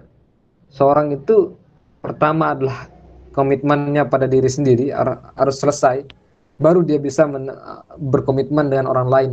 Kalau dia tidak bisa komitmen pada diri sendiri, kalau dia tidak percaya pada diri sendiri, ada yang mengkhianati diri sendiri ya, pasti bakal mengkhianati juga dalam tataran organisasi, dalam tataran bahkan ketika amanah-amanah itu menghampirinya. Kayaknya kalau saya nggak pernah komitmen untuk baca 2 jam tanpa HP ya. Walaupun HP paling tidak nanti ada hal-hal penting, misalkan kan baca 3 jam per hari, dan mesti langsung 3 jam, misalkan pada subuh 1 jam, malam 1 jam lagi, sebelum tidur dan 1 jam sebelum tidur 1 jam. Udah itu. Kalau 3 jam itu kadang-kadang pas buku-buku itu betul-betul seru, bahkan kalau seru itu sampai meneteskan air mata. Itu buku-bukunya Hasan Al-Banna itu bisa meneteskan air mata. Buku-bukunya Habibur Rahman Al-Istirazi bisa meneteskan. Nah, komitmen pada diri sendiri ya dibangun, itu adalah proses pembelajaran sih, proses pembelajaran yang apa di sana kita sebelum keluar untuk berkomitmen pada orang lain, kita harus bisa belajar dari hal-hal kecil. Kalau itu bersifat wajib, kalau kita baca 3 jam itu wajib kita katakan, kalau kita misalnya kita menempatkan itu sebagai kewajiban, ya harus komitmen gitu. Ada tingkat derajatnya kan, ada wajib, ada sunat. Kalau misalkan komitmen untuk sholat tahajud, kalau sampai sudah menggolongkan sholat tahajud wajib, ya harus tetap komitmen untuk sholat tahajud tiap malam. Tapi kalau masih sebatas sunnah, kalau saya masih sunnah ya, bukan wajib. Masih sunnah ya, kalau ada kesempatan bangun kita meluangkan waktu ya sholat tahajud gitu. Terus apa tadi terakhir itu? Komitmen bersama. Gimana caranya membangun karakter komitmen bersama, Kak? Ini karakter dan komitmen. Karakter itu adalah apa ya? Puncak tertinggi lah, derajat tertinggi manusia. Karakternya buruk itu sulit dirubah. Jadi soalnya prosesnya panjang. Karakternya baik itu bagus sekali. Kayak pembentukan karakter itu adalah sejak kecil, ya, dari keteladanan orang tua, bahkan sampai lingkungan sosialnya. Kalau karakternya, sekarang saya keras suaranya itu, ya orang di timur itu manggil tetangganya bisa teriak-teriak. Nah, itu juga masuk ya. Itu udah bisa dirubah itu. Sulit sekali itu untuk dirubah kalau tidak melalui akselerasi adaptasi yang cepat gitu. Nah, bagaimana membuat karakter komitmen? Ya harus sering-sering menerima, harus sering-sering belajar untuk berkomitmen. Tadi mulai dari diri sendiri. Semakin banyak tanggung jawab, pemikul beban yang kita terima ya, itu adalah proses penempaan untuk kita membuat kita komitmen pada setiap amanah yang kita terima. Paling berat itu adalah komitmen kita terhadap Islam itu sendiri. Karena yang dituntut Islam ini adalah banyak sekali. Dari ujung kepala sampai ujung kaki itu adalah semua dituntut oleh Islam gitu. Agar bagaimana apa yang telah kita lakukan itu bukan untuk diri kita, bukan untuk sebuah kebanggaan, bukan untuk kebanggaan diri kita, apalagi kesuksesan kita bukan untuk kebanggaan diri kita, tapi itu adalah sedekah kita kepada peradaban gitu. Sedekah kita kepada peradaban. Karena Tuhan tidak membutuhkan kita sebenarnya. Kita yang betul-betul membutuhkan Tuhan gitu. Jadi tadi ya, kok karakter komitmen itu bersama itu adalah dilatih proses yang panjang, tidak langsung muluk-muluk. Tentu dalam setiap kita berinteraksi pasti ada saja pengkhianatan ibaratnya, ada saja tidak sesuai dengan kesepakatan di awal dan lain-lain lah. Nah, itu juga harus mengajarkan kita bahwa jangan pernah menaruh harapan terbesar itu pada manusia. Harapan pada manusia itu adalah salah satu jalan untuk sepenuhnya mengharapkan puncak dari harapan itu sendiri pada Allah Subhanahu wa taala. Jadi kata Imam Ali bin Abi Thalib itu adalah kekecewaan paling besar adalah berharap pada manusia. Jadi sama hamba ya kita porsikan, dia hamba dan saya hamba. Kita adalah hamba. Ya mari kita sama berharap kepada Allah Subhanahu wa taala. Mungkin itu Mbak moderator. Oke, Masya Allah, sudah terjawab ya pertanyaan-pertanyaannya.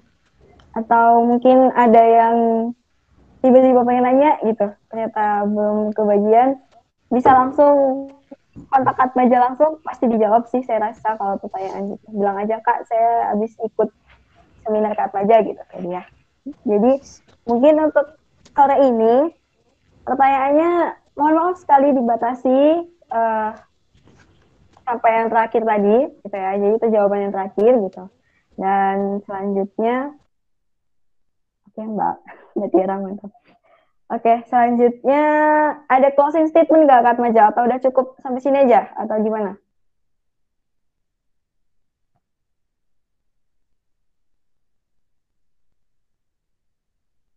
Kalau nggak ada closing statement dari Katmaja, ada nggak Kak? Oke, 3 menit aja. Oke. Jadi itu teman-teman, dan semoga apa yang saya sampaikan ada manfaatnya.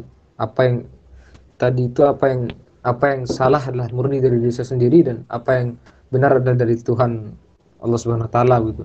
Semoga tadi kita bisa menjaga tetap silaturahmi, apalagi kami ini adalah tempat wadah berkumpul orang beraneka macam rupa, dan itu kita bisa berduduk bersama atas dalam naungan Islam gitu. Karena esensi kesatuan itu adalah kesatuan kesejarahan, kesatuan cara pandang, dan kesatuan visi ke depan gitu. Jadi salah satu tempat wadah belajar terbaik menurut saya adalah di kami itu sendiri. Dan jangan sampai seperti apa yang dikatakan Imam Syafi'i, kalau kita kurang belajar di usia muda, maka anak muda yang kurang belajar di usia mudanya, maka bertakbirlah 4 kali padanya bahwa dia telah tutup usia. Jangan sampai kita sudah tutup usia tersebab kita kurang belajar gitu. Jadi sebelum kita mendapatkan memimpin, ya perbanyaklah untuk belajar, dan kita sama-sama pembelajar dalam rentang 40 tahun sebelum fase diangkatnya Nabi Muhammad. Itu adalah sepanjang itu beliau belajar sebagai manusia gitu. Jadi mungkin itu saja yang dapat saya sampaikan. Semoga itu tadi bermanfaat. Itu adalah sekedar sharing-sharing saja gitu. Semoga di lain waktu kita dapat berjumpa lagi. Oke, itu saya teman-teman. Wallahu a'lam bishawab. Jika ada kesalahan mohon dimaafkan. Al-insanu muhalun wa nisyan. Manusia adalah tempat salah dan tempat lupa. Billahi bisabilil haq. Assalamualaikum warahmatullahi wabarakatuh. Waalaikumsalam warahmatullahi wabarakatuh. Oke, Allah, jadi itu closing statement ya dari Katmaja tadi. Tadi ini ada yang chat sering ya Kak buat acara kayak gini gitu kan. Kalau bisa malam aja, insya Allah nanti biar panitianya baca. Jadi begitu teman-teman materi topik terakhir, topik kelima. Semoga nanti akan ada keberlanjutan gitu ya untuk Kali Jaga Muda Talks yang lainnya dengan tema-tema yang lain tentunya yang gak kalah menarik gitu ya. Untuk rangkaian yang sekarang ini sebagai penutup, dan saya sebagai moderator di materi terakhir ini mohon maaf kalau banyak kurang, banyak salah, karena semua kebenaran datangnya dari Allah, dan kalau salah murni dari saya. Kita bermanfaat untuk kita semua. Gimana ya? Saya akhiri aja langsung kembali ke MC gitu ya. Saya ucapkan terima kasih atas antusiasnya sore hari ini. Semoga dapat berjumpa di pertemuan-pertemuan selanjutnya, apalagi kalau offline. Amin. Saya akhiri, tetap jaga kesehatan. Wassalamualaikum warahmatullahi wabarakatuh. Selanjutnya ke Mas Sajid, dipersilahkan. Oke. Kita beri tepuk tangan dulu dong untuk pemateri dan moderator kita hari ini ya. Nggak apa tepuk tangan di rumah masing-masing ya. Oke, terima kasih kepada Kak Atmaja dan Kak Retno juga yang telah menjalankan diskusi yang terakhir di Kali Jaga Muda Talk sesi kelima. Dan teman-teman yang di sini jangan live dulu, jangan keluar dulu, karena ada beberapa pengumuman ya yang akan disampaikan oleh Mas Hanif. Dan buat teman-teman juga yang belum absen, belum mengisi formulir presensi, bisa diisi dulu, ada di kolom chat ya. Nah, setelah ini ada pengumuman yang akan disampaikan oleh Mas Hanif. Oke, Mas Hanif sudah siap? Cek. Oke, baik. Monggo Mas Hanif. Oke, baik. Bismillah. Oh ya, nanti untuk presensinya mungkin bisa di-share lagi ya, Kak Sajid, kayak gitu. Siap. Nah, Oke, baik. Jadi ini sebenarnya sesi terakhir sebelum sesi yang benar-benar terakhir gitu. Jadi ada pengumuman dulu kayak gitu. Ada pengumuman dan ini mungkin informasinya yang paling menarik nih dari kemarin-kemarin gitu kan. Kita kan sudah 5 kali apa namanya? 5 kali kajian kan dari mulai tentang apa namanya? Tentang adab belajar, terus kemudian ada kemarin sempat kita belajar juga terkait dengan bagaimana sih bikin PPTGC dan segala macam, terus kemudian tentang bagaimana kita sebagai mahasiswa itu jangan sampai nggak suka baca, terus kemudian sibuk bahas produktif itu kayak gimana, terus kemudian yang terakhir barusan oleh Kak Atmaja yang materinya sangat luar biasa sekali gitu ya, sampai saya pun tidak bisa berkata-kata gitu. Nah, jadi sebenarnya oke, mungkin saya open kamera aja ya, biar jelas kayak gitu.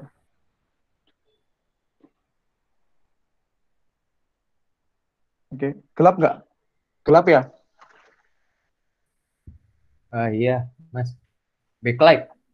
Aduh, sorry. Udah deh, ntar aja. Aku tutup aja deh, nggak apa-apa. Nanti kapan-kapan aja pas nggak backlight kayak gitu.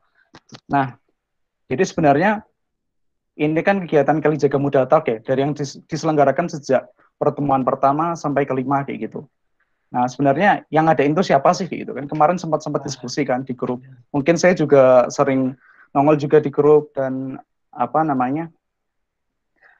Tapi kayaknya nggak tahu siapa saya gitu. Jadi sebenarnya ini tuh yang mengadakan adalah kami itu, kami UIN Sunan Kalijaga. Jadi kami UIN Sunan Kalijaga sendiri adalah salah satu organisasi yang ada di apa namanya, yang ada di UIN Sunan Kalijaga. Dan sebenarnya nggak cuma di UIN nih, tapi berada di seluruh Indonesia kayak gitu. Cuman kita ini pengurus-pengurus yang ada di kami, yang ada di UIN kayak gitu. Dan kita menyelenggarakan kegiatan-kegiatan ini khusus buat teman-teman mahasiswa baru dan mungkin teman-teman yang nggak mahasiswa baru pun juga bisa ikut kayak gitu. Nah, maka dari itu kan kemarin tuh banyak tuh yang japri di apa namanya DM di Instagram maupun japri ke saya dan mungkin bilang di grup gitu kan. Ada yang mungkin Kak, kami ini kapan open recruitment sih kayak gitu kan. Kapan kayak gitu kan. Terus kita cuma bisa jawab mungkin sabar dulu ya, sabar kayak gitu. Nanti baru kita diskusikan dan segala macam gitu. Nah, jadi sore hari ini saya akan umumkan gitu. Jadi untuk rekrutmennya sendiri, ini saya present dulu ya.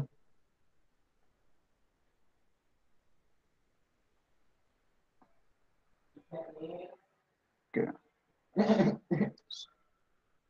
Oke, kelihatan semuanya teman-teman?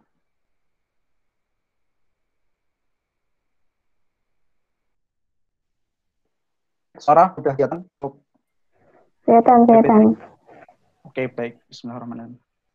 Oke, jadi gini, walaupun mungkin pandemi gini ya, biasanya kan kalau rekrutmen, biasanya kalau awal-awal semester, organisasi-organisasi itu bikin stand kayak gitu. Tapi gara-gara pandemi ini, mungkin kita bikin standnya itu online aja kayak gitu. Dan biasanya tiap tahun kami ini ngadain diskusi itu di stand. Tapi karena ini online, ya udah kita pakai Google Meet aja nggak masalah. Dan salah satu informasi yang diberikan yaitu tentang rekrutmen itu sendiri kayak gitu. Nah, jadi ini kami open house gini kan. Jadi open house itu apa sih sebenarnya? Oke, lanjut ya. Nah, jadi open house itu adalah merupakan kegiatan sharing dalam rangka memperkenalkan organisasi kemahasiswaan kami kepada mahasiswa baru. Sebenarnya nggak harus mahasiswa baru sih. Mahasiswa tua pun yang sekiranya masih jadi mahasiswa di UIN, jadi yang masih mahasiswa loh. Jadi kalau yang belum jadi mahasiswa, jadi belum boleh, atau mungkin yang udah lulus, ya nanti beda lagi urusannya kayak gitu. Nah, itu nanti bisa banget kayak gitu buat ikut open house kami. Jadi ya nanti kan mungkin pada nanya-nanya tuh kemarin kami itu kayak gimana sih sebenarnya, dan mungkin sebenarnya nggak tahu posisi kami ketika di kampus itu seperti apa. Di kampus itu ada organisasi apa aja sih kayak gitu. Nah, nanti semuanya itu mungkin dibahas di sini kayak gitu. Di kami itu sebenarnya ngapain, organisasi apa, terus kulturnya kayak gimana. Ketika tadi disampaikan oleh Kak Atmaja, kita kalau nyari organisasi itu cari yang sesuai, terus kemudian cari kultur yang bisa kita meningkatkan sen sosial dan segala macam kayak gitu kan. Nah, nanti teman-teman bisa tahu tuh sebenarnya nanti di kami itu kita ngapain aja, arah geraknya kita ngapain, terus kemudian nanti kegiatan-kegiatannya apa aja, terus kemudian nanti rencana-rencana ke depan, alurnya seperti apa. Nah, itu nanti teman-teman bisa ikut di sini kayak gitu. Nah, apa yang didapat dari open house kami, ya itu tadi, kalian bisa lebih mengenal kakak-kakak tadi itu. Jadi kemarin selama 5 materi kemarin, semuanya itu adalah pengurus-pengurus kami kayak gitu. Nanti bisa kenalan sama Kak Atmaja, sama mungkin MC ini Kak Sajid yang nggak pernah ada di grup, tapi selalu bersama kita selama 5 pertemuan itu. Nanti kalian bisa temenan tuh kayak gitu. Kayak gitu. Terus kemudian, nah ini akan mendapatkan ilmu yang bermanfaat, kemudian wawasan global, teman baru, dan manfaat lainnya kayak gitu sih. Nah, terus kemudian kapan diadakannya kayak gitu. Insya Allah diadakannya itu 2 pekan lagi kayak gitu. Ahad 29 November melalui Google Meet. Jadi nanti teman-teman, oh ya itu nanti sih. Jadi intinya luangkan waktu aja ya buat besok tanggal 29 November. Mungkin kita belum tahu ya nanti acaranya bakal seharian atau cuma setengah hari. Terus kemudian nanti materinya seperti apa aja, apakah cuma perkenalan, tapi mungkin apakah ada pembekalan lain kayak gitu kan. Nah, itu nanti ada sendiri kayak gitu. Nah, terus kemudian untuk terkait caranya itu gimana sih kayak gitu. Cara daftar biar bisa ikut open house kami kayak gitu kan. Nah, ini linknya juga di-share di grup. Jadi teman-teman bukan berarti terus berkali jaga muda talk itu selesai, itu nanti teman-teman nggak harus keluar ya, tapi nanti itu masih ada kegiatan-kegiatan tersebut di situ, itu kan ada informasi-informasi yang menarik. Mungkin nanti ada kegiatan kami yang nggak cuma di UIN Sunan Kalijaga, tapi di kami seluruh Indonesia gitu ya. Kan kami ini kan nggak cuma di UIN kayak gitu kan, tapi ada di seluruh Indonesia kayak gitu. Terus dan segala macam kayak gitu. Nanti termasuk juga informasi terkait pendaftaran, tanya-tanya dan segala macam. Insya Allah saya selalu bersamai teman-teman juga di grup kayak gitu. Siap menjawab pertanyaan-pertanyaan kayak gitu. Dan nanti ikutin aja alurnya kayak gitu. Ini formulirnya di sini ya. Nanti tinggal isi aja kayak gitu. Nanti saya kirim di grup. Nah, ini gambaran sedikit. Tadi kan udah tahu tuh kami tuh kayak gimana. Ini cuman sebenarnya aku dari kemarin udah sempat sih share brosur ini kayak gitu kan. Walaupun ini sebenarnya brosur masih tahun kemarin, tapi sebenarnya masih relevan kayak gitu. Ini dari mulai apa itu kami, apa visi kami, nanti juga di-share lagi di grup. Terus kemudian departemennya apa aja. Dan sebenarnya di kami itu nggak cuma ada departemen, tapi ada namanya lokus sih gitu kan. Lokus nanti itu semacam kayak komunitas atau sebagai wadah teman-teman yang itu nanti sifatnya lebih ke hard skill ya kayak gitu. Ada desain maupun literasi kayak gitu di situ. Kemudian, nah ini kalau informasi pendaftaran ini mungkin sudah direvisi ya. Jadi ikut yang tadi itu di di open house kami kayak gitu sih. Jadi seperti itu. Itu untuk informasi dan pengumumannya itu sih. Mungkin teman-teman sampai sini ada yang ingin ditanyakan kayak gitu.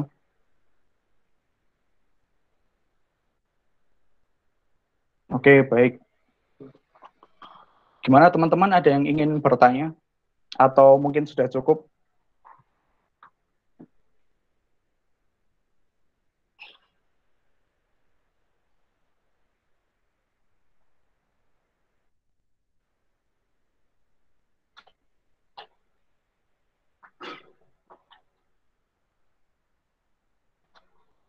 Oke, kalau misal nggak ada pertanyaan, nanti teman-teman bisa japri di kontak person. Nanti ini poster-posternya juga dikirim di grup, formulirnya juga dikirim, nanti tinggal teman-teman bisa baca-baca aja kayak gitu.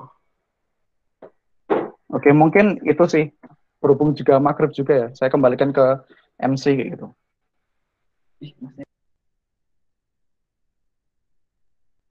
Oke, baik. Terima kasih Mas Hanif ya.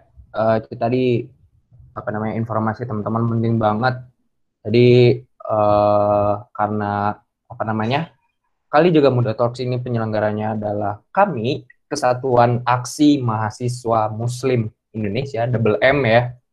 Nah, jadi teman-teman kalau misalkan penasaran kok bisa gitu ya acara kayak gini, yang ngadain kami itu gimana sih, emang kami orangnya gimana, isinya kegiatannya ngapain aja. Nah, teman-teman jangan lupa pantengin terus, nanti di open house kami itu bakal dijelasin semua, bakal diterangin, dan kalau ada pendaftarannya teman-teman, wah wajib banget daftar deh pokoknya, nggak akan nyesel dan bermanfaat banget buat teman-teman ikut di organisasi kami. Oke, baik. Karena waktunya sudah cukup apa namanya? Udah lewat ya. Seperti biasa nih. Karena ini sesi paling terakhir, yang terakhir banget ya. Sebelum kita tutup, ini Mas Ani pada foto-foto dulu nggak kita nih? Wis, terakhir-terakhir nih. Oh ya boleh kalau mau foto. Oke. Sebelum pada pulang ya.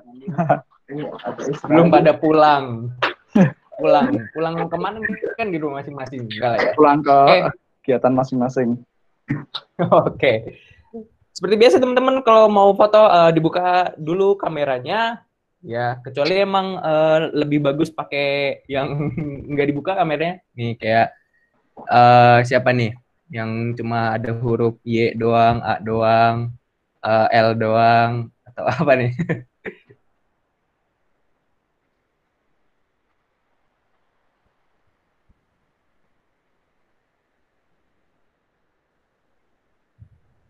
Oke. Sekalian ini ya, teman-teman yang belum isi presensi bisa diisi di situ. Nanti akan ada pengumuman dua peserta terbaik dari Kajian Jaga Muda Talks ini. Nah, akan diumumkan ya, tapi bukan di sini. Mana pengumumannya? Oke, tunggu aja pokoknya. Yang pasti udah jelas ada dua peserta terbaik dan jangan lupa diisi presensinya. Yuk teman-teman yang belum buka kameranya, kita mau ada sesi foto dulu.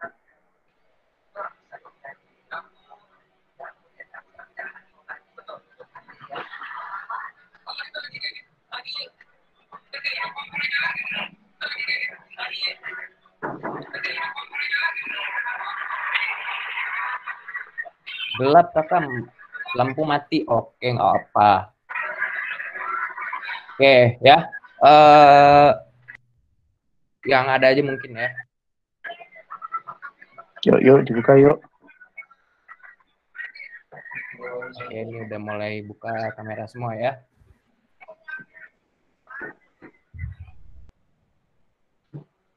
Diliatin kamarnya aja juga nggak apa-apa.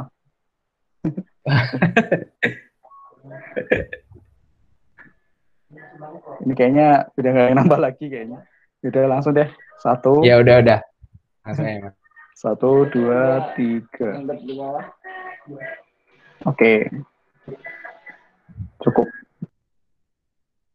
Oke, cukup ya.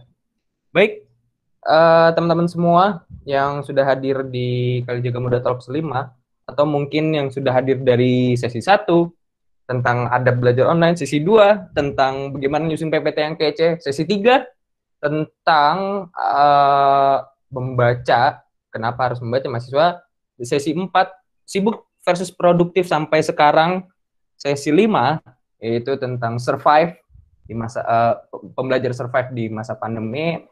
Terima kasih banyak atas partisipasinya dan atensinya. Buat teman-teman yang mungkin hari ini baru datang, baru hadir, teman-teman bisa lihat materi-materi sebelumnya di YouTube kami UIN Sunan Kalijaga ya, channel